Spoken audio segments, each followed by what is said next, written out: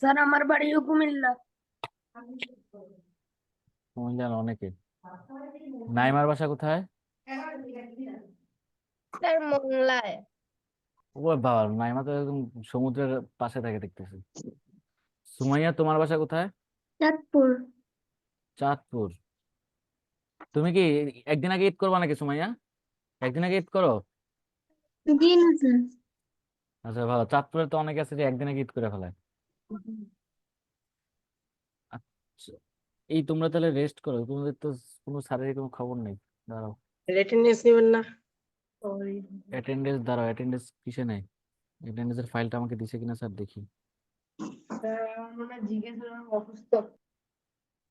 তোমাদের কাছে ক্লাস যদি নাও হয় তাহলে আমি শুনি, তাহলে তোমরা যে রেস্ট করতে পারো, যে মালিহার যেমন জ্বর, তাহলে তোমরা রেস্ট করতে পারবা।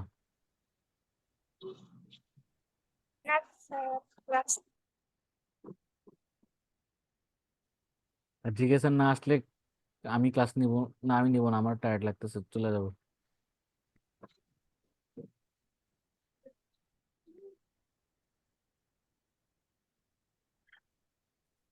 তো জিজ্ঞাসা না আসলে আপনি ওই অঙ্কগুলো করিয়ে দিয়েন।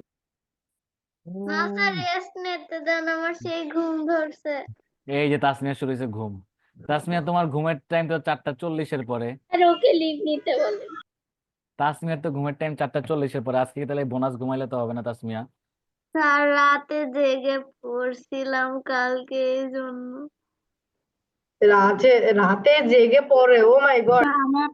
না স্যার, রাত জেগে পড়ি নাই, জাস্ট 12টা পর্যন্ত পড়ছিলাম, তাতেই আচ্ছা শোনো, তোমাদেরকে একটা গল্প বলি। স্যার আসার আগে একটা গল্প বলি। আমার আমার নিজের আমার নিজের লাইফ এক্সপিরিয়েন্স বলি। তারা এই থ্যাংক ইউ ম্যাংক ইউ সরাই দিই, তাহলে তোমাদের একটু দেখতে পারবো। কিন্তু এটা ওপেন করলে রিয়াদের এই ডানা কাটা পরীর মতো পাখা চলে আসে। রিয়াদ, তো তোমার মধ্যে ডানা কাটা পরী দাঁড়াচ্ছে, রিয়াদের ছবি যেটা দেওয়া।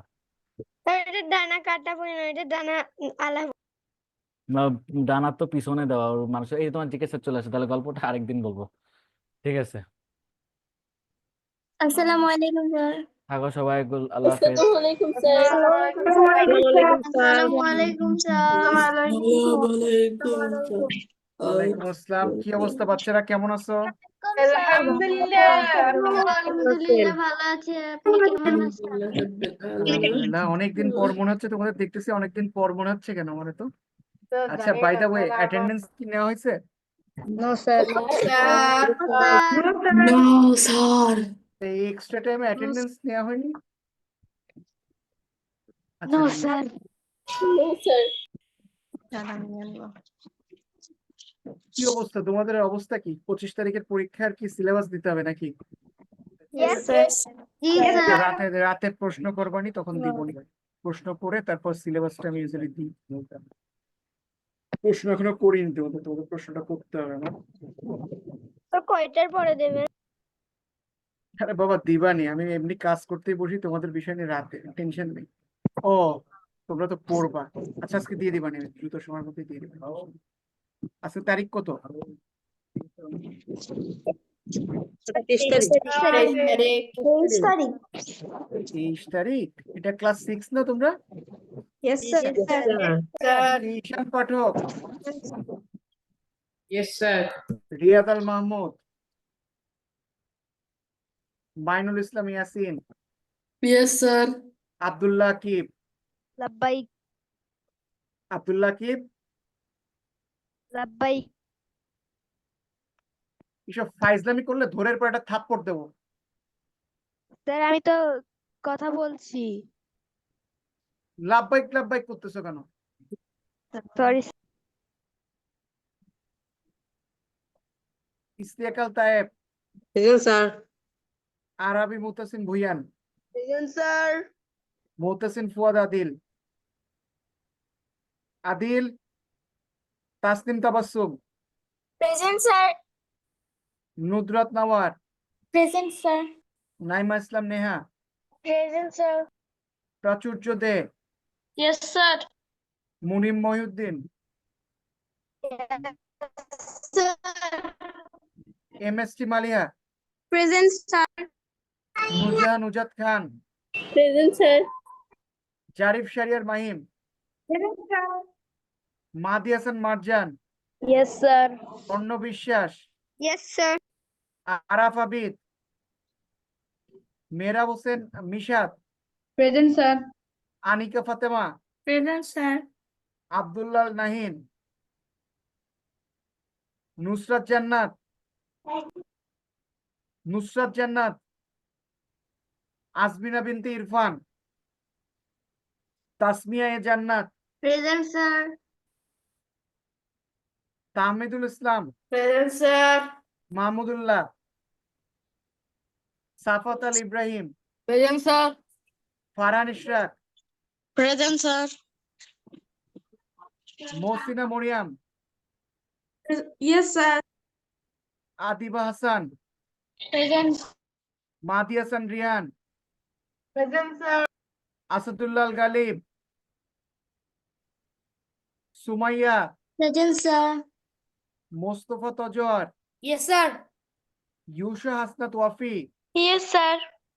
Rifat Jahan Raida, Present, sir. Sir, Rita, right? Sorry Rida, miss MD Ayan Mahtab. Yes, sir. Okay, thank you guys. আচ্ছা, কেউ কে, হ্যাঁ, রিয়াদ আল মাহমুদ বলো, অ্যাটেন্ডেন্স মিস করছো। Wifi connect as expected. আচ্ছা ঠিক আছে, তোমার অ্যাটেন্ডেন্স আমি দিয়ে দিচ্ছি। ওয়াইফাই কানেকশনের জন্য মানে ডিসকানেক্ট হয়ে গেছিলাম আরে ইলেকট্রিসিটি বাবা দিচ্ছি অ্যাটেন্ডেন্স দিয়ে দিচ্ছি, সমস্যা নেই।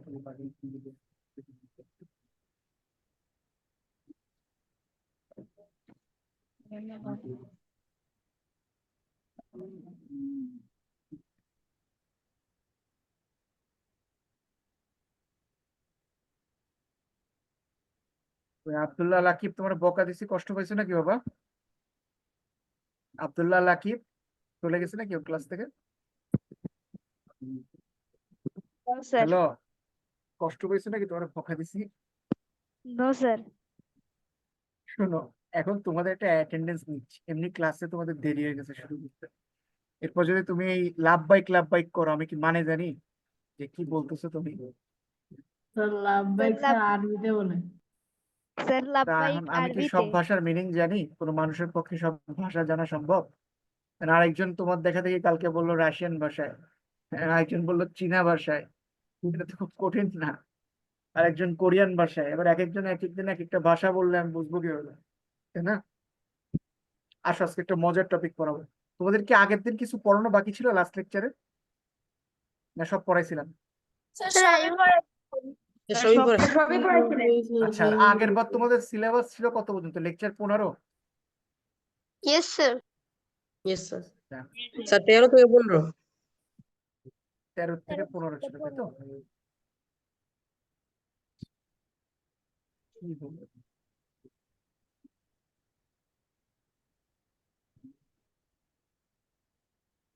তেরো থেকে 15 ছিল, তাই না? এটা হলো মান্থলি এক্সাম, তাই তো?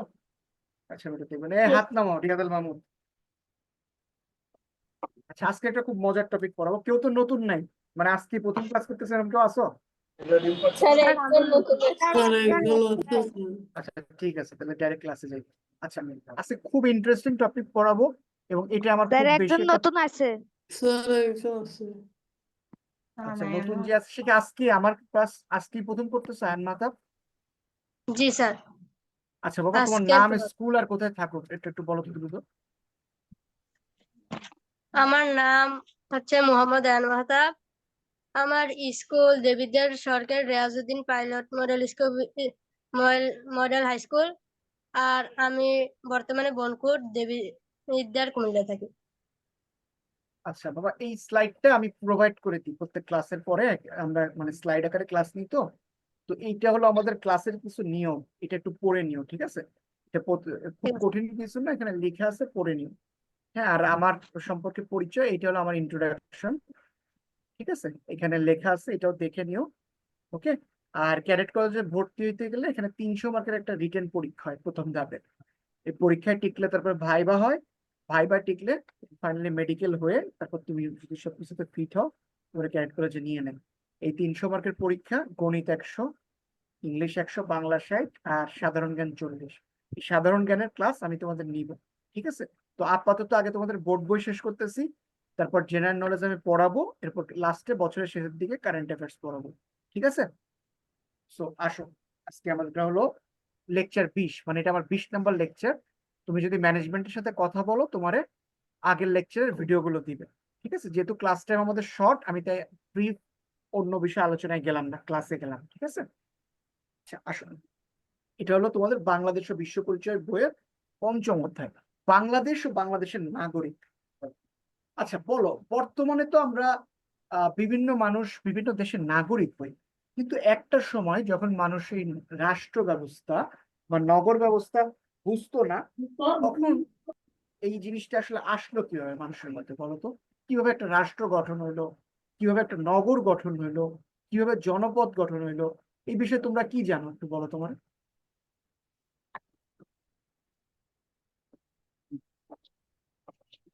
কিছু কি জানো?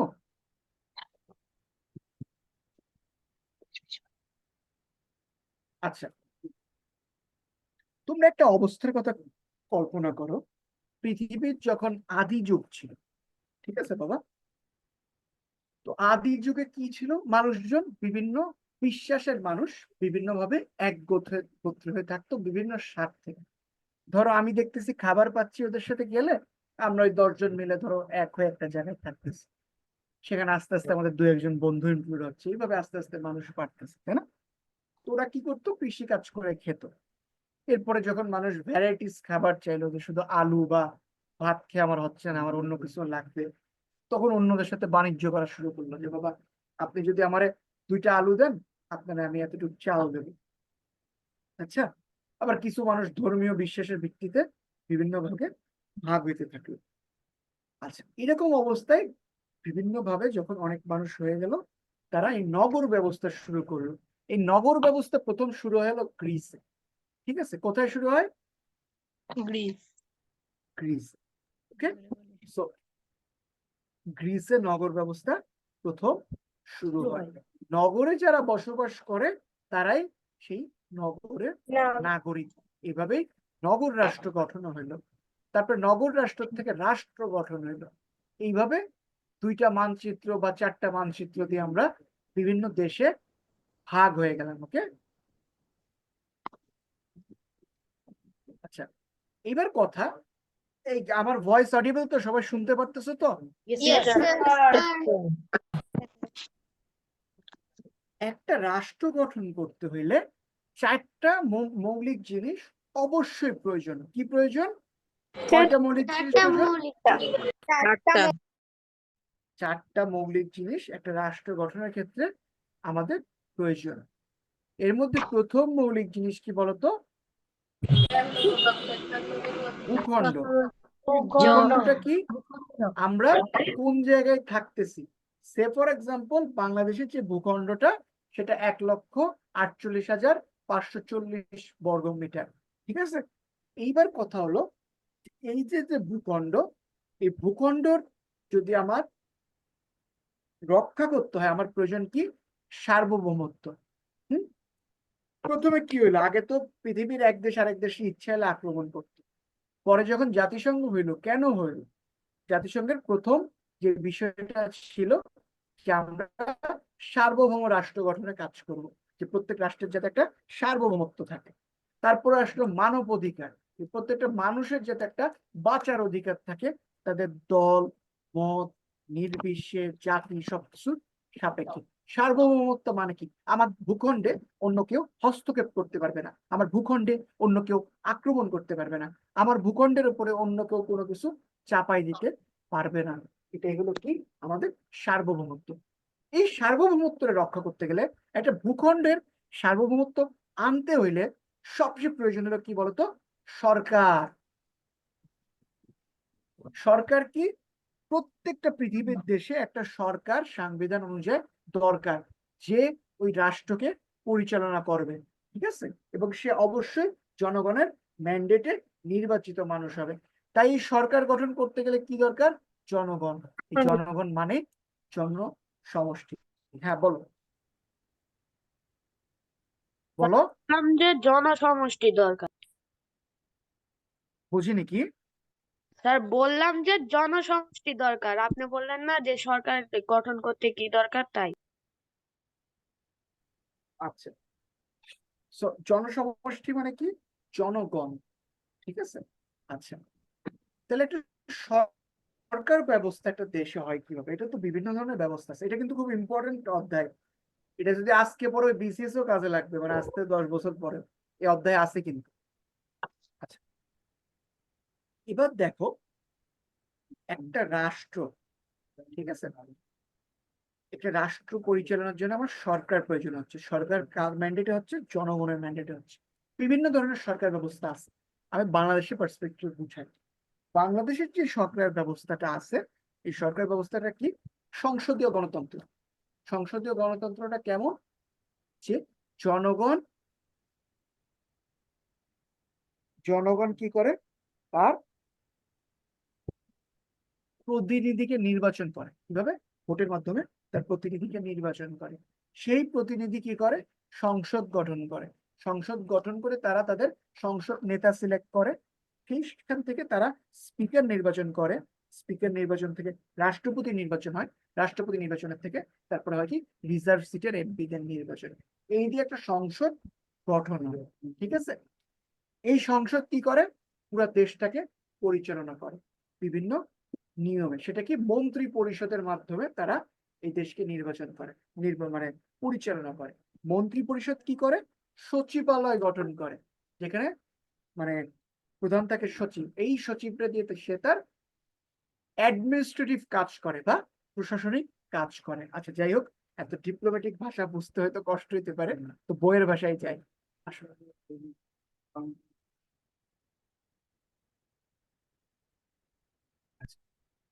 দেখো বাবা, রাষ্ট্রের ধারণাটা কেমন দেখো। রাষ্ট্র হলো এমন একটি সংগঠন যার একটি নির্দিষ্ট ভূখণ্ড, জনসমষ্টি, সরকার ও সার্বভৌমত্ব ক্ষমতা আছে। তাহলে বলা যাইতে পারে কি, আমার রাষ্ট্র গঠনের 4টি মৌলিক উপাদান আছে। এতক্ষণ যা পড়াইলাম তাই। এর যদি কোনো একটা উপাদান আমার না থাকে, তাহলে সেটা রাষ্ট্র হয় না। সেটা কি হয়? নির্ভরশীল একটা রাষ্ট্র হইতে পারে। কেমন? যেমন তুমি যদি আফ্রিকার কিছু দেশ দেখো, আফ্রিকার এমনও কিছু দেশ আছে যারা কি করে জানো? যাদের দেশের যে সরকার দেশ চালায়, মানে যে পার্টি দেশ চালায়, তাদের হেড অফিস ফ্রান্সে, বিরোধী দলের হেড অফিসও ফ্রান্সে। তাহলে এইটা কি রাষ্ট্র হইলো? এটা হইলো কি? কলোনাইজেশন। ফ্রান্স প্রভাব খাটায় ওই দেশে, ক্ষমতা খাটায়, এমন প্রভাব যে তুমি একটা জিনিস চিন্তা করো। তোর বাংলাদেশে একটা রাজনৈতিক দলের হেড অফিস যদি যে আমেরিকা হয় বা ফ্রান্সে হয়, তাহলে কেমন হয়? যদি বাংলাদেশের যে কটা রাজনৈতিক দল আছে ধরো, তাদের হেড অফিস যদি এরকম ফ্রান্স বা আমেরিকা হইতো, তাহলে কি খারাপ দেখাইতো না? কিন্তু আফ্রিকার এমন কিছু দেশ আছে যাদের রাজনৈতিক দলের হেড অফিস হলো ফ্রান্সে। তাহলে তারা কি একটা রাষ্ট্র হইলো? তারা নির্ভরশীল একটা রাষ্ট্র হইলো, কলোনি হইলো। হম। আচ্ছা, আসো। এই তোমরা আছো তো? Hello. Yes, Yes, sir. Yes, sir. রাষ্ট্রের 1 নম্বর জিনিস হলো জনসমষ্টি। হ্যাঁ, এটা কি? জনসমষ্টি একটু আগে বললাম, জনগণ। হুম? কতজন মানুষ থাকে? যেমন চীনে থাকে 141 কোটি মানুষ, আবার তোমার সান মেরিনোতে থাকে 33,800 মানুষ, ঠিক আছে। দুইটাই কিন্তু দেশ। তো জনগণের সংখ্যা কত, এইটা হলো প্রবলেম না। প্রবলেমটা হলো কি? জনগণ থাকতে হবে, ঠিক আছে। সেই সংখ্যাটা 5,000 হোক, 10,000 হোক, ইয়া 100 কোটি হোক, ফ্যাক্টর না, ঠিক আছে। কিন্তু জনগণ থাকতেই হবে। জনগণই একটা রাষ্ট্রের প্রাণ। ভূখণ্ডটা কি? ভূখণ্ডটা হলো তুমি যে জল, স্থল এবং আকাশ সীমা ভোগ করতেছো। কেমন? বাংলাদেশের জল সীমা কতটুকু বলতো?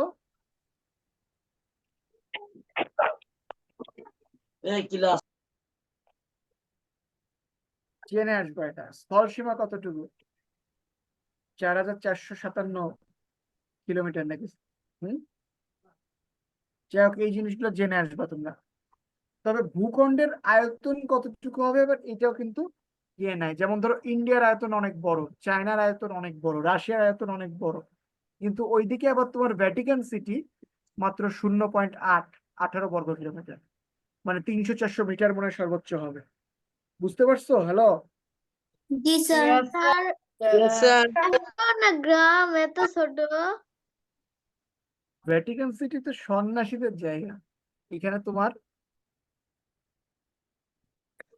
সন্ন্যাসীরা থাকে, মানে তোমার যারা বিয়ে করে না, ন্যান থাকে ওদের সন্ন্যাসী, তারা কি করে এখানে যে তাদের বাড়িঘর বানায়। আচ্ছা বলো তো, যদি ওরা বিয়ে না করে তাহলে ওই জায়গার জনসংখ্যা বাড়ে কিভাবে?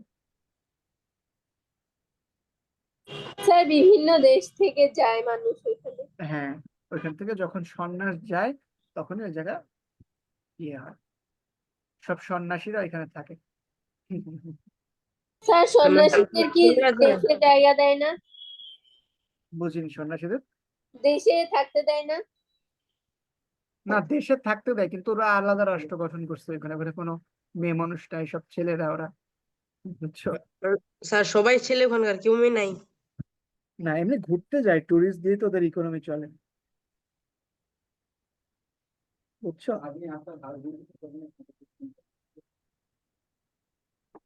আচ্ছা, এবার হলো আসো সরকার। রাষ্ট্র গঠনের আরেকটি অন্যতম উপাদান হলো কি? সরকার। সরকার কি করবে? সরকারের মাধ্যমে একটা রাষ্ট্র চলে, যেটা তোমাদের বুঝাইলাম, যে জনগণের ভোট দিয়ে তাদের ম্যান্ডেট দেয় কাউরে, সেই ম্যান্ডেট রক্ষা করে তারা কি করে? রাষ্ট্র পরিচালনা করে। হুম, এই যে ইলেকশন হয় না, আমরা ভোট দিই না, এর মাধ্যমে কিন্তু সরকার গঠন হয়, ঠিক আছে? আচ্ছা, সার্বভৌমত্ব রাষ্ট্র। রাষ্ট্র গঠনের সবচেয়ে গুরুত্বপূর্ণ উপাদান হলো সার্বভৌমত্ব। সার্বভৌমত্বটা কি বাবা? যে জিনিসটা তোমাদের আগে বললাম, যে আমার দেশে কেউ আক্রমণ করতে পারবে। আচ্ছা, এখন ধরো আমার দেশে যদি কেউ আক্রমণ করে তাহলে কি হবে বলতো? স্যার আমার দেশে অনেক ক্ষতি হবে। আরে বাবা, ক্ষতি তো ওদেরকে স্যার হবে, থামিয়ে দিতে হবে। কিন্তু আক্রমণ করতে পারবে না কেন বলো?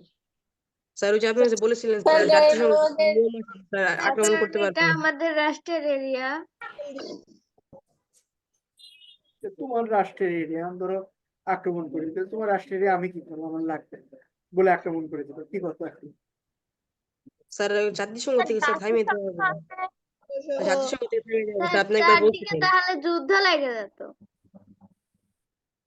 শোনো, আমেরিকা, রাশিয়া, চায়না, তারপরে তোমার হলো ইংল্যান্ড আর ফ্রান্স, একমাত্র এই 5টা দেশ যদি কাউরে আক্রমণ করে তাহলে কিছু করার নেই, কোনো জাতিসংঘে কাজ হবে না। এই বাদে যদি অন্য কোনো দেশ অন্য কোনো দেশে আক্রমণ করে এদের মদদ ছাড়া, তাহলে সেই দেশে এরা 5জন মিলে, মানে পুরো ইউএন মিলে তাদের সামরিক ফোর্স পাঠিয়ে দিয়ে আক্রমণ করবে, বুঝছো? মানে ইউএন এর নিয়মটা হলো, ধরো বাংলাদেশে কোনো দেশ আক্রমণ করছে, তখন বাংলাদেশ ইউএনটা জানাবে যে আমার দেশে আক্রমণ হয়েছে, তখন ইউএন তাদের সিকিউরিটি কাউন্সিলে কি করবে? প্রস্তাব করবে যে বাংলাদেশে আক্রমণ করছে, আমরা সেনাবাহিনী পাঠাইতে চাই, সাধারণ পরিষদ। সাধারণ পরিষদ ওটা পাশ হয়ে গেলে তারপর ওটা যাবে হলো ওদের মেইন পরিষদে, সিকিউরিটি কাউন্সিলে। সেই মেইন পরিষদে 5টা সুপার পাওয়ার,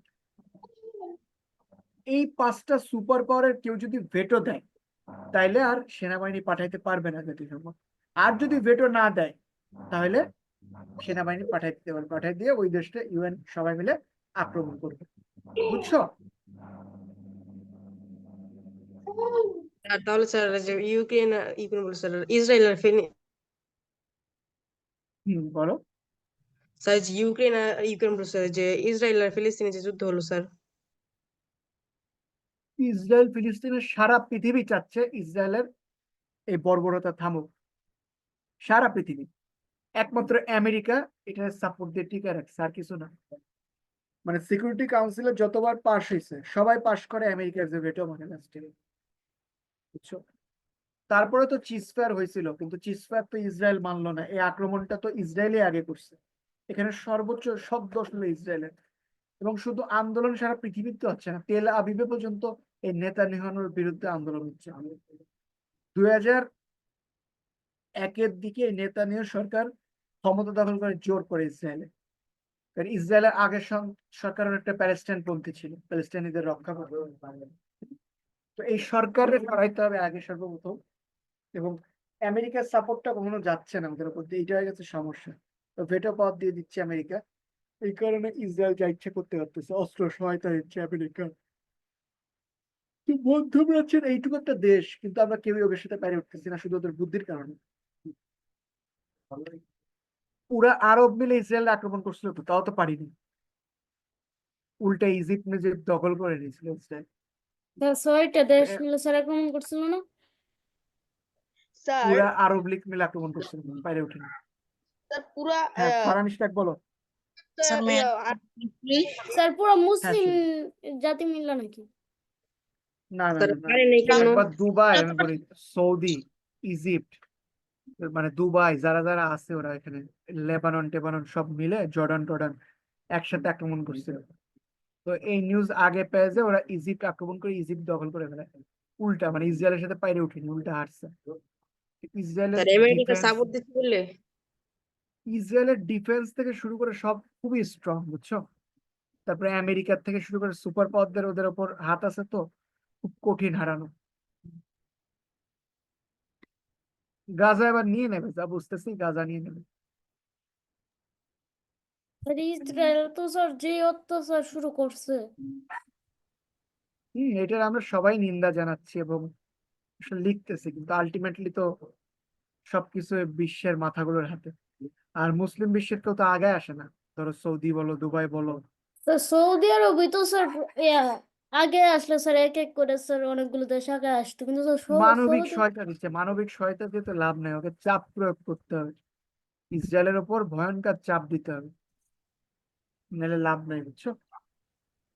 এই যুদ্ধ পুরনো, আজকের না, এই এগুলা 67 সালের থেকে হচ্ছে, ঠিক আছে? দেখো না, এটা কোনো কথা হইলো? স্যার এটা স্যার 1967 নাকি স্যার 37 না কত থেকে হইতেছে। ইসরায়েল রাষ্ট্র তৈরি হলো কিভাবে, এটা তোমাদের পড়াবো, আমি যখন সাধারণ জ্ঞান পড়াবো। আগের বছর পাইছো কেউ? আমার ক্লাস 5 পাইছে মনে হয়। স্যার আগের বছর সাধারণ ক্লাস জ্ঞান 5 এর পাইনি, কেউ কিন্তু আসো? স্যার অঙ্ক পাইছি। ক্লাস 5 এর কেউ আসো আগের বছরের? জি স্যার। ইয়েস মাইনুস স্যার, পাইছিল, আমার জিকে ক্লাস পাইছিল, আব্দুল্লাহ আকিব পাইছিল। ইয়েস আমার জিকে আমিও ক্লাস খুব পাইছিলাম। মজা বাবা।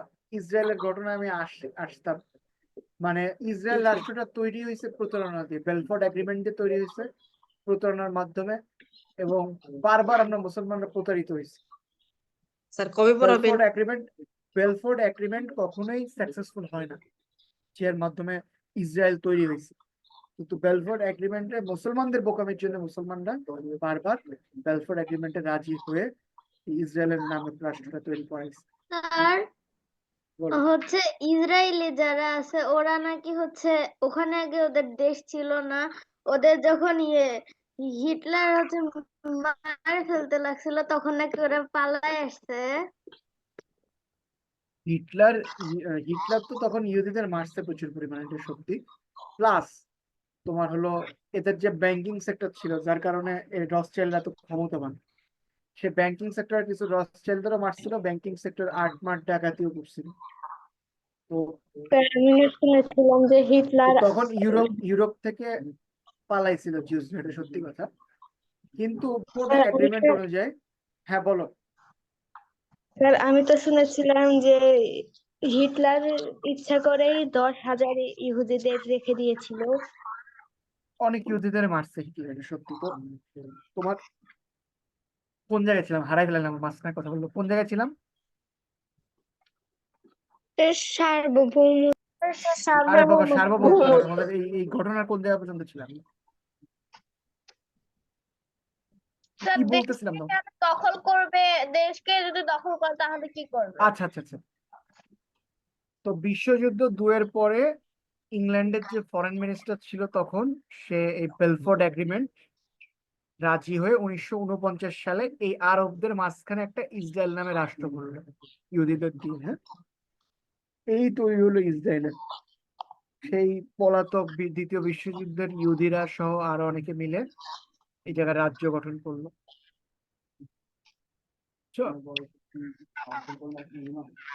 সে থেকে এরা এখানে প্রভাব বিস্তার করে আছে, আস্তে আস্তে করে এরা গ্রো হয়েছে, গ্রো প্রভাব বিস্তার করা শুরু করছে, আর কেউ বাইরে উঠি।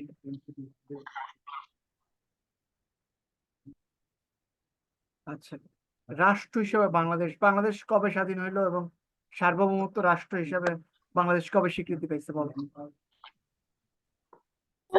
বাংলাদেশ স্বাধীনতা উনিশশো একাত্তর সালে বাংলাদেশ স্বাধীন হয়েছিল। 1971 সালের 16ই ডিসেম্বর মহান মুক্তিযুদ্ধের যে রক্তক্ষয়ী সংগ্রাম, তার মাধ্যমে বাংলাদেশের বিশ্বের বুকে একটি স্বাধীন ও সার্বভৌমত্ব রাষ্ট্র হিসেবে আত্মপ্রকাশ পাইছে। এই 71 সালে যে মুক্তিযুদ্ধ হয়েছে, পাকিস্তানের অত্যাচারী শাসক যে গোষ্ঠী ছিল, স্পেশালি পাকিস্তান হানাদার বাহিনী এবং সেনাবাহিনী, এরা বাঙালিদের উপর যে বীরবরতা, যে অত্যাচার, যে ধরনের খুন লুট চালাইছিল, এর উপরই বিরক্ত হয়ে মানুষের তখনকার ক্ষোভ প্রকাশ করে বাংলাদেশ। ক্ষোভ প্রকাশ করে সেই টাইমে স্বাধীনতার ডাক আসে। আসার পরে এই মহান মুক্তিযুদ্ধ শুরু হয় আমাদের। শুরু হইলে কি হয়, অবশেষে ইন্ডিয়ার সহযোগিতায়, ইন্ডিয়ার কাছ থেকে আমরা একটা বড় হেল্প পাইছিলাম, এটা সত্যি কথা। ইন্ডিয়া এবং বাংলাদেশের মুক্তি বাহিনী, এরা দুইটা ফোর্স মিলে যুদ্ধ করে ফাইনালি 16ই ডিসেম্বর বাংলাদেশ স্বাধীন করে। খুলনা টুলনা অনেক অঞ্চলে আছে, অনেক পরে স্বাধীন হয়েছে। ঠিক আছে, মিরপুরের একটা জায়গা সেটা লাস্ট স্বাধীন হয়, সে তাও মনে হয় ওটা যে এপ্রিল মাসের দিকে যে মনে হয় স্বাধীন হয়। ঠিক আছে, তো এইভাবে বাংলাদেশ স্বাধীনতা পাইছিল অনেক কষ্টের মাধ্যমে, লক্ষ লক্ষ শহীদ হয়েছিল। তো এইভাবে আর কি বাংলাদেশ অনেক কষ্টের মাধ্যমে স্বাধীন হয় আর কি। স্বাধীন হওয়া মানে তখন থেকে বাংলাদেশ সার্বভৌমত্ব রাষ্ট্র। বলো। বাংলাদেশ সর্বপ্রথম মানে স্যার বাংলাদেশের সর্বপ্রথম কোন রাষ্ট্র, কোন জেলাটা প্রথমে স্বাধীনতা লাভ করে? এটা আমার খেয়াল নেই এক্স্যাক্টলি, বুঝছো, বাট আমি এটা তোমার জানাবো প্রথম স্বাধীন হয় কোন জায়গা। আর যশোর শেষ হ্যাঁ হ্যাঁ, যশোরী, যশোরী, খুব সম্ভবত যশোর প্রথম স্যার স্বাধীন হয়। মিরপুর যশোর, সবার শেষ বুঝিনি। স্যার, মানে স্যার মিরপুর কি সবার শেষ স্বাধীন হয়েছে? হ্যাঁ, মিরপুরের একটা জায়গা খুব সম্ভবত শেষ স্বাধীন হয়েছে, তারিখটা আমার খেয়াল নাই। অনেকদিন এইসবের বাইরে তো, এই পড়াগুলোর বাইরে, বিসিএস তো অনেকদিন পড়ি না, বুঝলি, এগুলোর বাইরে আছে অনেকদিন, এই কারণে খেয়াল নেই সবকিছু। যাই হোক, আচ্ছা, আমরা যে জায়গায় ছিলাম সে জায়গায় ফিরে আসি। তো জনগোষ্ঠী দেখো, বাংলাদেশ কিন্তু বিশ্বের 8তম বৃহৎ জনসংখ্যার দেশ। এটা কি জানো তোমরা? 8 হয়ে গেছে স্যার। Yes, sir. প্রথম হলো চীন। স্যার না, প্রথম প্রথম হ্যাঁ চীন চীন। না স্যার? প্রথম আর চীন, প্রথম দ্বিতীয় ইন্ডিয়া না? না, প্রথম চীন, না। দ্বিতীয় ইন্ডিয়া। স্যার প্রথম ইন্ডিয়া, চীন দ্বিতীয় স্যার, ইন্ডিয়া। হচ্ছে 2024 সালে নাকি জানা গিয়েছে ইন্ডিয়া ওই তো 11 ওদের জন মধ্যে জনসংখ্যা কম্পিটিশন হয়, বেশি। কখনো কখনো একে থাকে ইন্ডিয়া, কখনো চায়না থাকে একে। ঠিক আছে, তো ইন্ডিয়া চীনের মধ্যে কম্পিটিশন হয়, 1 2 ওরা, আমরা হলো 8-এ। এর আগে আছে আমেরিকা আছে, পাকিস্তান আছে, তারপর তোমার খুব সম্ভবত ইন্দোনেশিয়া আছে, ব্রাজিল স্যার আছে। 3 আচ্ছা, নম্বরে দাঁড়াও, কোন দেশ? দেখি। স্যার 3 নম্বরে কোন দেশ? 3 নম্বরে আমেরিকা, সম্ভবত আমেরিকা। দাঁড়াও, র্যাঙ্কিংটা দেখে নিই।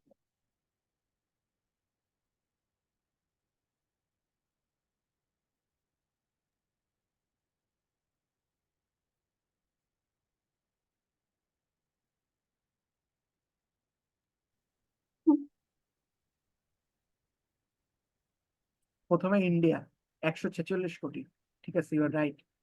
দ্বিতীয়তে চায়না 141 কোটি, তৃতীয়তে আমেরিকা 34 কোটি, ইন্দোনেশিয়া 28 কোটি, পাকিস্তান 25 কোটি, নাইজেরিয়া 23 কোটি, ব্রাজিল হলো 21 কোটি, বাংলাদেশ হলো তোমার 17 কোটি সামথিং। হ্যাঁ, রাশিয়া তারপর 14 কোটি। এই হলো সিরিয়াল, বুঝতে পারছো? আর বাংলাদেশ থেকে 8 কোটি আমরা মাইগ্রেট করে দিই, আমেরিকারে কিছু দিই, আর রাশিয়ারে কিছু দিই, আর ইউরোপেও কিছু দিয়ে দিই, কেমন হবে? হ্যাঁ, 10 নম্বরে ওটা কোন দেশ? ইথিওপিয়া। কিন্তু স্যার ওরা তো নিবে না। ইথিওপিয়াতে যাবো আগে না, তুমি যাবো আমেরিকা, ইউরোপে, ইথিওপিয়া যায় কি করবা? না স্যার, নাম পড়তে পারতেছিলাম না, একটু পেঁচা লাগতেছিল, এই জন্য জিজ্ঞেস করলাম। ইথিওপিয়া তো গরিব দেশ, ওখানে তুমি যাবা কেন? যাবা ধনী দেশে, ইউরোপ, আমেরিকা। জি স্যার, ওখানে স্যার যাইতে অনেক টাইম লাগে। নাকি কেনিয়া জিম্বাবুয়ে যাওয়ার স্বপ্ন আছে কারো? আছে নাকি কারোর ইচ্ছা আছে কেনিয়া জিম্বাবুয়ে যে লেখাপড়া করবে? হ্যাঁ, আফগানিস্তান যে লেখাপড়া করবা এরকম করার ইচ্ছা আছে নাকি? স্যার জিম্বাবুয়েতে যাইতে দেখা যাবা নাকি কেউ জিম্বাবুয়েতে লেখাপড়া করতে? জিম্বাবুয়ে, কেনিয়া, মোজাম্বিয়া, আফগানিস্তান, জর্ডান যাবা? স্যার আমি উগান্ডায় যাব। ঠিক স্যার আছে, তোমার এই উগান্ডা পড়তে পাঠাই দিব, ঠিক আছে। না বাংলাদেশের স্যার বাংলাদেশে মানে পড়বো, তা জনসংখ্যা উগান্ডা যাব না। কে? বাংলাদেশের জনসংখ্যার প্রায় অর্ধেক নারী আর অর্ধেক হলো কি পুরুষ। এটা আবার একটা ভালো লক্ষণ, সমস্যা হয়ে যেত, তাই না? তবে আমাদের জনসংখ্যার একটা বৃহৎ অংশ হলো তরুণ এবং ছোট্ট শিশু, ঠিক আছে। জনসংখ্যার দিক থেকে আমরা কি অষ্টম অবস্থান নিচ্ছি, মানে 8 হাইয়েস্ট পপুলেশন হলো আমাদের, তাই না? আচ্ছা, 71-এর বিষয় তো তোমাদের বললাম। উত্তরে ভারতের পশ্চিমবঙ্গ, আসাম, মেঘালয় ও দক্ষিণে বঙ্গোপসাগর, সেভেন পূর্বে সিস্টার ভারত ও মিয়ানমার, পশ্চিমে পশ্চিমে ভারতের পশ্চিমবঙ্গ পর্যন্ত বাংলাদেশের ভূখণ্ড বিস্তৃত। অসংখ্য নদ নদী, হাওর, বিল, পাহাড়, পর্বত, বনভূমি ও বিস্তৃত সমভূমি নিয়ে এই ভূখণ্ড গঠিত। এর আয়তন, এই আয়তনটা ভুল। আয়তন বাংলাদেশ এখন 1,48,480 কিলোমিটার, খুব সম্ভবত এটা হলো লেটেস্ট। ষাট কারণ ভূখণ্ড তো বাড়ছে, ছিটমহল পাইছো না?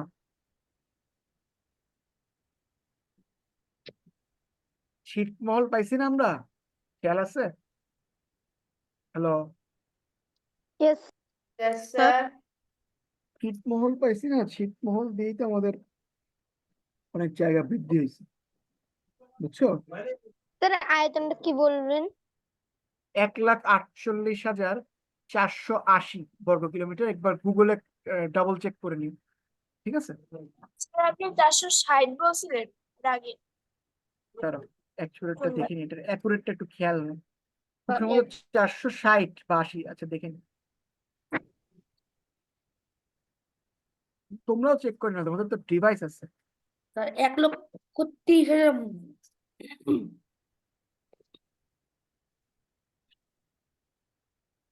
এই যে 1,48,460, ঠিক আছে এটাই। আবার এক এক জায়গায় একটা লিখছে যে মিনিস্ট্রি না, এইটা আসল 1,48,460 স্কোয়ার কিলোমিটার, ঠিক আছে। ঠিক আছে বাবা। জি স্যার। Yes, sir. কই বাবা?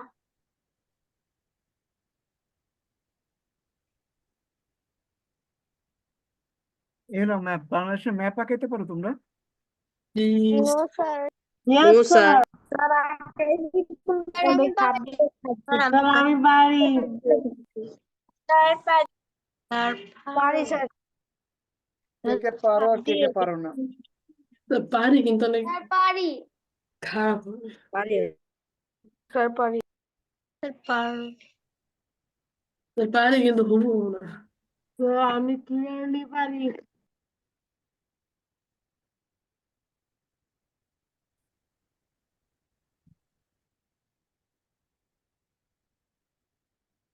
সরকার, যা বলছিলাম, সংসদীয় গণতন্ত্র হলো বাংলাদেশের গণতন্ত্রের নাম।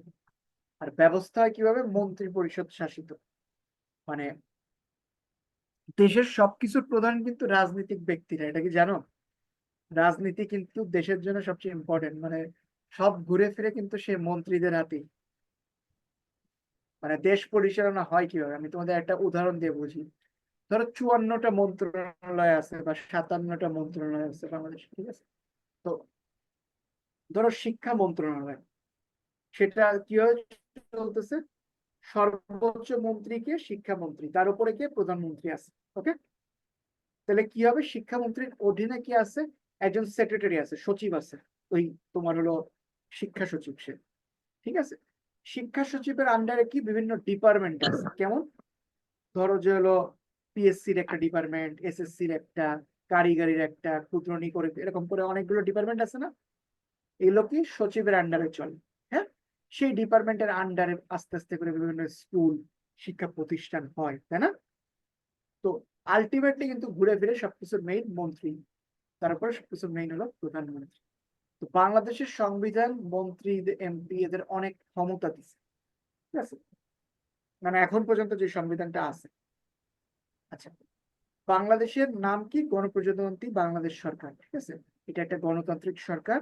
এই সরকার কি জনগণের ভোটে নির্বাচিত হয় এবং তারা বাংলাদেশের সংবিধানের কি সকল নিয়ম কানুন মেনে চলে। সার্বভৌমত্বটা কি দেখো, বাংলাদেশের রাষ্ট্র সার্বভৌমত্ব ক্ষমতার অধিকারী, অবশ্যই আমরা ক্ষতিকারী। এটা কি দেখো, আমাদের রাষ্ট্রের বিষয় অন্য কোনো দেশ কিন্তু আমাদের ভিতরে নাক গলাইতে পারবে না যে তুমি এইটা করো ওইটা করো, এবং কেউ যদি নাক গলায় আমরা এই বিষয়ে জবাব দিতে বাধ্য নয়, ঠিক আছে? Yes, বুঝা sir. গেছে? Yes, sir. Yes. সো এইটারই সার্বভৌমত্ব বলে, ঠিক আছে, যে আমার দেশের বিষয়ে তোমরা বলার কেউ নয়।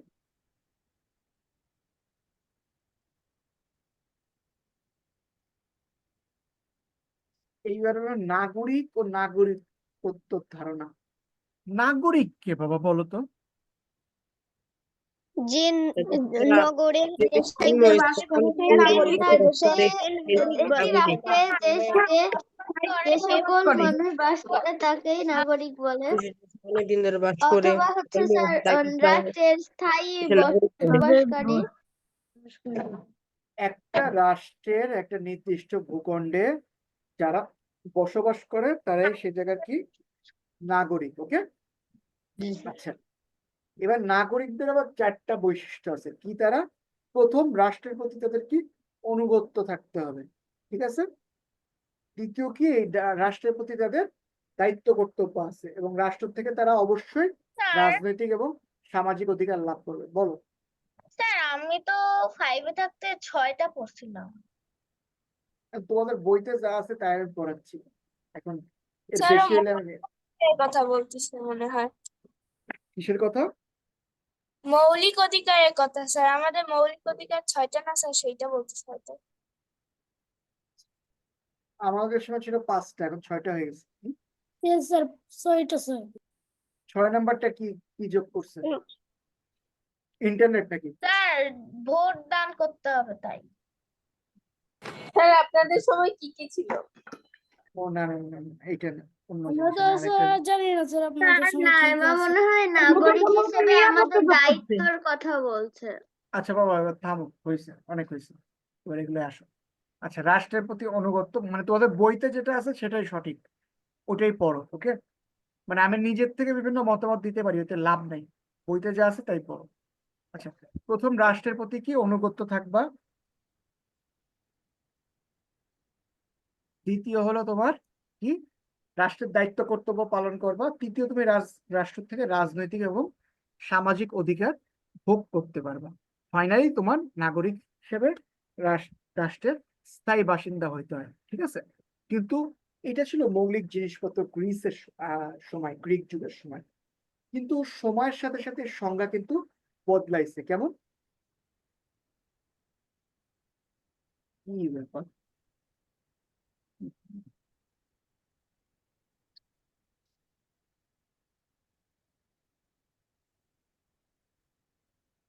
একবার আসো।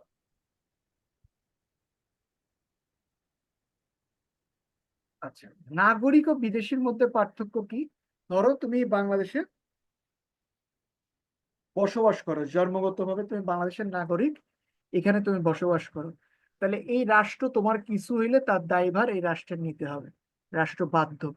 কিন্তু এই দেশে যে একজন বিদেশি আসছে ধরো ব্যবসা করতে, সে কিন্তু এই দেশের রাজনৈতিক বা অভ্যন্তরীণ কোনো কিছু নিয়ে বলতে পারবে না এবং সে এই দেশের নাগরিকও না।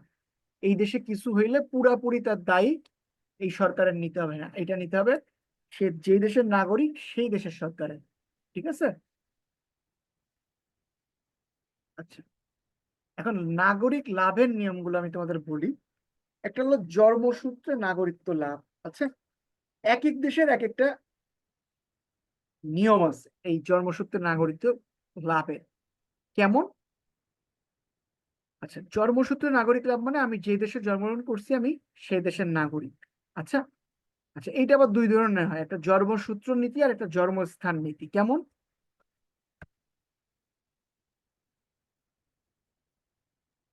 স্যার আপনি কি এই চ্যাপ্টারটা এর আগে পড়িয়েছেন? না তো। স্যার স্যার আরেকটা আপনি অন্য একটা স্যারের চ্যাপ্টার পড়াইছেন। স্যার বলেছিল। স্যার আমি চ্যাপ্টার পড়েছি। হ্যাঁ স্যার, এটা বুঝিনি। পড়িয়েছিল কিসের স্যার? স্যার স্যার অন্য স্যার স্যার বাংলা স্যার মনে হয়, কারণ এটা চেনা চেনা লাগছে। স্যার স্যার এই পড়াইছিল একদিন স্যার, স্যার আপনার একদিন আসলে আপনি ওই দিন ক্লাসে পড়াইছিল। এসেছিলেন না, একটা অন্য স্যার ক্লাস নিছিল, তখন হ্যাঁ স্যার, এটা ওই দিন পড়াইছিল, এই জন্য অনেক চেনা চেনা লাগছে। এইটা আমি কি পড়াইছি তোমাদের? এটা আমার কোনো স্লাইডে এটা তো থাকার কথা না। না স্যার, স্যার আপনার আপনি বদলে পড়াইছিল। আরেকটা স্যার ক্লাস স্যার নিছিল, আপনি ওই স্যার পড়াইলে ওই দিন পড়াইছে। স্যার পড়েছিল।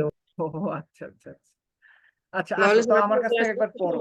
থাকতো আজকে। আচ্ছা দেখো বাবা, দুই ধরনের নীতি আছে, একটু বোঝার চেষ্টা করো। ধরো আমি কালকে আমেরিকা গেলাম, যে জন্মগ্রহণ করলাম, তাইলে আমি কি আমেরিকার নাগরিক? No sir. স্যার আচ্ছা, হ্যাঁ আমেরিকার ক্ষেত্রে হ্যাঁ, কারণ আমেরিকার নিয়ম ওই দেশে যে জন্মগ্রহণ করবে সেই ওই দেশের নাগরিক। এখন চেঞ্জ হয়েছে, এখন ট্রাম্প এসে চেঞ্জ করছে। এখন ট্রাম্পের কথা 50 কোটি টাকা না দিলে আমরা গোল্ডেন ভিসা দেবো না, ঠিক আছে? অনেক দাবি হয়ে গেছে তার। যাই হোক, আসো। স্যার 50 কোটি টাকা কি? আবার অনেক দেশ আছে, যেমন ধরো ইন্ডিয়া। তুমি যত ইন্ডিয়া বা দুবাইতে জন্মগ্রহণ করো, তোমার সেই দেশের নাগরিকত্ব কখনোই দেওয়া হবে না, ঠিক আছে? তো সেক্ষেত্রে নিয়মটা কি? সেক্ষেত্রে নিয়ম হলো এরকম, বাংলাদেশের মতো অনেক দেশ আছে যাদের নিয়ম, বাবা মা যে দেশের নাগরিক, সন্তান পৃথিবীর যে জায়গায় জন্মগ্রহণ করুক সে ওই দেশেরই নাগরিক হবে, বাবা মা যে দেশের নাগরিক, ঠিক আছে? এটা বাংলাদেশের ক্ষেত্রে এই নিয়ম। ওকে, মানে তুমি আর বাবা মা যদি বাংলাদেশের নাগরিক হয়, তুমি অটোমেটিক বাংলাদেশের নাগরিকত্ব এমনিই পাবা, তুমি পৃথিবীর যেখানেই জন্মগ্রহণ করো না কেন, ঠিক আছে? বুঝছো? স্যার মা এক দেশ, বাবা আরেক দেশের হলে? তখন আবার আলাদা, তখন পাবা না। স্যার আচ্ছা, তখন দ্বৈত নাগরিকত্ব পাওয়া যায় না? হ্যাঁ দ্বৈত নাগরিকত্ব পাওয়া যায়। আচ্ছা, দ্বৈত নাগরিকত্বের আবার সিস্টেম আছে, সেগুলো আসবো। আর একটা হলো জন্মস্থান নীতি। জন্মস্থান নীতিটা কেমন? এটা হলো তুমি যে স্থানে জন্মগ্রহণ করবা সেই স্থানেরই তুমি নাগরিক। এটা ইউরোপ ম্যাক্সিমাম ফলো করে, ঠিক আছে? তো ইউরোপে এই কারণে অনেকে প্রেগনেন্ট অবস্থায় ইউরোপে ঘুরতে যায়, যে বাচ্চা কাচ্চা জন্ম হয় ওটা নাগরিক হয়ে যায় ওই দেশে। বুঝতে পারছো গাইস? বুঝতে পারছো? Hello. Yes sir. Yes yes sir. Sir. ও যেহেতু দ্বৈত নাগরিক বললো, আমি ওই বিষয়টা বুঝাই। আচ্ছা, এইরকম অনেক দেশের নিয়ম আছে, যেমন আমেরিকার মতো ইউরোপের মতো অনেক কমপ্লেক্স রুলস আছে। এখানে তুমি কি দুই দেশের নাগরিক হইতে পারো। কেমন? আমেরিকায় তুমি জন্মগ্রহণ করলা, তোমার বাপ মা বাংলাদেশের নাগরিক, তুমি দুই দেশেরই নাগরিক হইতে পারবা, ডুয়েল সিটিজেন। তখন তোমার পাসপোর্ট হবে ডুয়েল সিটিজেন, আমেরিকা করে দিবে। হ্যাঁ, তবে ইউজুয়ালি আমেরিকান পাসপোর্ট পাইলে বাংলাদেশি পাসপোর্ট আর কেউ রাখে না। কেন বলো তো? স্যার বাংলাদেশ। বেশি দেশে যাওয়া যায়। কেন বলো তো? স্যার বাংলাদেশের চেয়ে আমেরিকা উন্নত। না, আমেরিকার পাসপোর্টে 114টা দেশ ভিসা ছাড়া ঘোরা যায়, আর বাংলাদেশের পাসপোর্টে মনে হয় 43টা দেশ ভিসা ছাড়া ঘোরা যায়, ঠিক আছে? স্যার তো বলো। স্যার ভিসা মানে স্যার কেমনি করে? ধরো তুমি কোনো দেশে যাবা, ধরো ইন্ডিয়া যাব, তাহলে কি করতে হবে? আমার ইন্ডিয়ান যে ভিসা অফিস আছে বাংলাদেশে, বা ইন্ডিয়ান যে এম্বাসি আছে, সেখানে আমার আবেদন করতে হয় যে আমি আপনার দেশে যাব। তারপর তারা একটা চার্জ নেয়, 10,000 টাকা বা 8,000 টাকা। এটার মাধ্যমে তারা তোমার ভিসা করে দেয়। তোমার পাসপোর্টের ভিসার কিছু পেজ থাকে, আমার পাসপোর্ট হাতের কাছে নাই, নাহলে দেখাইতাম। সেখানে কি করে ওরা ভিসা সিল মেরে দেয়, ঠিক আছে? ভিসা সিল মেরে দিলে তাহলে তুমি ওই দেশের ভিসা পাইলে। এটা একটা সময় থাকে, যেমন আমি ইন্ডিয়া যখন গেছিলাম, আমার হলো 1 বছরের ভিসা দিয়েছিল, তার মানে 1 বছরে আমি ইন্ডিয়া যতবার ইচ্ছা যেতে পারবো। হুম। তো এরকম মাত্র বাংলাদেশ থেকে 43টা দেশে যাওয়া যায়, তার মধ্যে আবার কিছুগুলো অনারাইভাল ভিসা দেয়। আর আমেরিকার থেকে তুমি যে কোনো দেশে 114টা দেশে যেতে পারবা, ইনক্লুডিং ইউরোপের 27টা দেশ ভিসা ছাড়া। তো তোমার আর কি লাগে? আর বাংলাদেশ থেকে 43টা দেশ হলো আফ্রিকা টাফ্রিকা এইসব, আফগান টাফগান এরকম দেশ। মানে ওই দেশে কয়জন যায় বলো? শুধু একমাত্র মালদ্বীপসের অন অ্যারাইভাল ভিসা দেয় বাংলাদেশ থেকে। তো এই কারণে বাংলাদেশের পাসপোর্টের খুব একটা ভ্যালু নাই বলে মানুষ রাখতে চায় না। হ্যাঁ, সবচেয়ে দামি হলো জাপানের পাসপোর্টটা, ওইটা আরো বেশি দেশে যাওয়া যায়। আর এই বাদে আইল্যান্ড কান্ট্রি আছে যেমন বারমুডা টারমুডা, এইসবে তো কথাই নেই, এইসবে পাসপোর্ট পাইলে সব দেশে যেতে পারবা পৃথিবীর। স্যার বার্মা নামের কি দেশ আছে? বার্মা নামে কোনো দেশ নেই, মায়ানমারের আগের নাম ছিল বার্মা। তো আংসিং সুচি যে মায়ানমার তোমার ন্যাশনাল লিবারেল পার্টি যেটা এনএলপি যে তোমার হলো প্রেসিডেন্ট আংসিং সুচি, এই আংসিং সুচির বাবা ছিল মায়ানমারের জাতির পিতা। তা এই কারণে যখন সেনাবাহিনী তার বাবারে ক্ষমতা হত্যা করে ক্ষমতা দখল করে, তখন আংসিং সুচি সবসময় বলতো যে এই দেশ আমার বাপের দেশ, ঠিক আছে, আমার বাপ স্বাধীন করছে এই দেশটা, এটা আমার বাপের দেশ। এই কারণে সেনাবাহিনী এতই চেতনা একটা অবস্থায় 1989 সালে দেশের নামই চেঞ্জ করে বার্মার জায়গায় রাখলো মায়ানমার, বুঝছো? এবং আংসিং সুচি নিয়ম বানাইলো যে যেই দেশের সরকারের কোনো ছেলে মেয়ে বিদেশে নাগরিকত্ব করে বা বিদেশে লেখাপড়া করে তারা মায়ানমার প্রেসিডেন্ট হতে পারবে না বলে সাইড করে দিল আংসিং সুচি, বুঝছো? 27 বছর জেল খেটে আংসিং সুচি হলো তোমার নোবেল প্রাইজ পাইছে। 27 বছর না, দীর্ঘ সময় ধরে, স্যার এক যুগের জেলে বেশি। গাইটা স্যার নোবেল পুরস্কার পাইছে। অবশ্যই গণতন্ত্রের লড়াই করার জন্য সে জেল কাটছে। গণতন্ত্র কত বড় বিষয় তুমি জানো? তুমি যদি গণতন্ত্র পুনরুদ্ধার করার জন্য দীর্ঘ সময় জেল কাটো, যেমন নেলসন ম্যান্ডেলা 27 বছর জেল কাটছে, সেই সংগ্রামের কারণে তো তার নোবেল প্রাইজ দেওয়া হয়েছে। আচ্ছা, আর অনুমোদনের নাগরিকত্ব কেমন হয়? ধরো তুমি ব্যবসা করতে আসছো, আমার দেশে কোটি কোটি টাকা খরচ করছো, আমি তোমার নাগরিকত্ব দিব। তুমি আমার দেশের কোনো মেয়ে বিয়ে করছো, তুমি আমার দেশের জামাই, তোমার আমি নাগরিকত্ব দেবো। তুমি লেখাপড়া করতে আসছো বা চাকরি করো, এরকম ক্ষেত্রে যেসব নাগরিকত্ব দেওয়া হয় ওইটাই হলো আমার অনুমোদন ক্ষেত্র। এগুলো কেমন হয়? এই যে বিয়ে করছে, সম্পত্তি কিনছে, দীর্ঘদিন বাস করে, চাকরি করে, ভাষা জানে, সেনাবাহিনীতে চাকরি করে, রাজনৈতিক আশ্রয়, এরকম কারণে অনুমোদন সাপেক্ষে নাগরিকত্ব দেয়। এই যে দ্বৈত নাগরিক একটু আগে তোমাদের যা বললাম সেটাই হলো এখানে দেওয়া আছে। আচ্ছা, দেশের উন্নয়নে নাগরিকের ভূমিকা কি বলো? তুমি যদি একজন আদর্শ মানুষ হও, তুমি যদি শিক্ষা অর্জন করো, তুমি দেশের শান্তি রক্ষা করো, বুদ্ধিমান হও, বিবেকমান হও, তখনই তুমি কি হলো দেশের উন্নয়নে কাজ করলো। মানে তুমি এক কথায় খাজনা দিচ্ছ, তুমি কোনো আইনের বিরুদ্ধে যে কোনো কাজে যুক্ত না, সেই ক্ষেত্রে তোমার কি করা হবে? নাগরিক হিসেবে তুমি দেশের উন্নয়ন করতেছো, ঠিক আছে? So thank you. কোনো ডাউট থাকলে বলো। তোমাদের সিলেবাস থাকবে হলো লেকচার 16 থেকে লেকচার 20, ঠিক আছে? কোন পর্যন্ত বলো? ওকে, প্রশ্ন করার পরে আমি আবার তোমাদের গ্রুপেও দিয়ে দেবো, টেনশন নেই, ঠিক আছে? স্যার সবগুলো লেকচার আবার দিয়ে দিবেন? না না না, আচ্ছা লেকচারও দিয়ে দিবেন। লেকচার 16 থেকে লেকচার 20 হলো তোমাদের এক্সাম 25 তারিখে, ঠিক আছে? ওকে বাবা, টাটা। আসসালামু আলাইকুম। আসসালামু আলাইকুম স্যার।